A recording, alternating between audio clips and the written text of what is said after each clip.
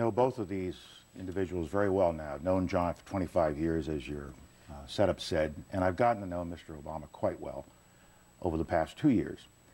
Both of them are distinguished Americans who are patriotic, who are dedicated to the welfare of our country. Either one of them, I think, would be a good president. I have said to Mr. McCain that I admire all he has done. I have some concerns about the direction that the party has taken in recent years. It has moved more to the right than I would like to see it, but that's a choice the party makes. And I've said to Mr. Obama, you have to pass a test of, do you have enough experience, and do you bring the judgment to the table that would give us confidence that you would be a good president? And I've watched them over the past 2 years, frankly, and I've had this conversation with them.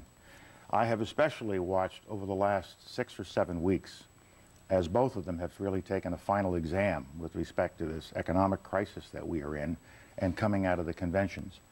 And I must say that I've gotten a good measure of both. In the case of Mr. McCain, I found that he was a little unsure as to how to deal with the economic problems that we were having. And almost every day there was a different approach to the problem, and that concerned me. It's got the sensing that he didn't have a complete grasp of the economic problems that we had. And I was also concerned at the selection of Governor Palin. She's a very distinguished woman, and she's to be admired. But at the same time, now that we have had a chance to watch her for some 7 weeks, I don't believe she's ready to be President of the United States, which is the job of the Vice President. And so that raised some question in my mind as to the judgment that Senator McCain made. On the Obama side, I watched Mr. Obama, and I watched him during this 7-week period, and he displayed a steadiness, an intellectual curiosity, a depth of knowledge, and an approach to looking at problems like this and picking a vice president that I think is ready to be president on day one, and also in not just jumping in and changing every day, but showing intellectual vigor. I think that he has a definitive way of doing business that would serve us well. I also believe that on the Republican side, over the last 7 weeks, the approach of the Republican Party and Mr. McCain has become narrower and narrower. Mr. Obama, at the same time, has given us a more inclusive, broader reach into the needs and aspirations of our people. He's crossing lines, ethnic lines, racial lines, generational lines. He's thinking about all villages have values, all towns have values, not just small towns have values. And I've also been disappointed, frankly, by some of the approaches that Senator McCain has taken recently, or his campaign has, on issues that are not really central to the problems that the American people are worried about. This Bill Ayers situation that's been going on for weeks became something of a central point of the campaign. But Mr. McCain says that he's a washed-out terrorist, but then why do we keep talking about him? And why do we have these robocalls going on around the country trying to suggest that because of this very, very limited relationship that Senator Obama has had with Mr. Ayers, somehow Mr. Obama is tainted?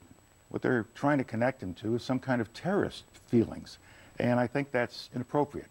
Now, I understand what politics is all about. I know how you can go after one another, and that's good. But I think this goes too far, and I think it has made the McCain campaign look a little narrow. It's not what the American people are looking for. And I look at these kinds of approaches to the campaign, and they trouble me. And the party has moved even further to the right, and Governor Palin has indicated a further rightward shift. I would have difficulty with 2 more conservative appointments to the Supreme Court, but that's what we'd be looking at in a McCain administration. I'm also troubled by not what Senator McCain says, but what members of the party say. And it is permitted to be said, such things as, well, you know that Mr. Obama is a Muslim. Well, the correct answer is he is not a Muslim. He's a Christian. He's always been a Christian. But the really right answer is, what if he is? Is there something wrong with being a Muslim in this country? The answer is no, that's not America. Is there something wrong with some 7-year-old Muslim American kid believing that he or she could be president? Yet I have heard senior members of my own party drop this suggestion. He's a Muslim and he might be associated with terrorists. This is not the way we should be doing it in America. I feel strongly about this particular point because of a picture I saw in a magazine. There was a photo essay about troops who are serving in Iraq and Afghanistan. And one picture at the tail end of this photo essay was of a mother in Arlington Cemetery, and she had her head on the headstone of her son's grave. And as the picture focused in, you could see the writing on the headstone. And it gave his awards, Purple Heart, Bronze Star, showed that he died in Iraq, gave his date of birth, his date of death. He was 20 years old. And then at the very top of the headstone, it didn't have a Christian cross. It didn't have a Star of David. It had a crescent and a star of the Islamic faith. And his name was Kareem Rashad Sultan Khan. And he was an American. He was born in New Jersey. He was 14 years old at the time of 9/11. And he waited until he can go serve his country, and he gave his life. Now, we have got to stop polarizing ourselves in this way. And John McCain is as non-discriminatory as anyone I know.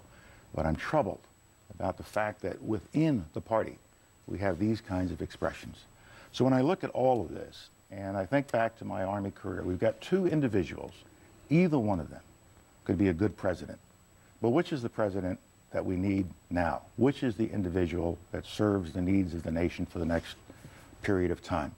And I come to the conclusion that because of his ability to inspire, because of the inclusive nature of his campaign, because he is reaching out all across America, because of who he is and his rhetorical abilities, and we have to take that into account, as well as his substance. He has both style and substance.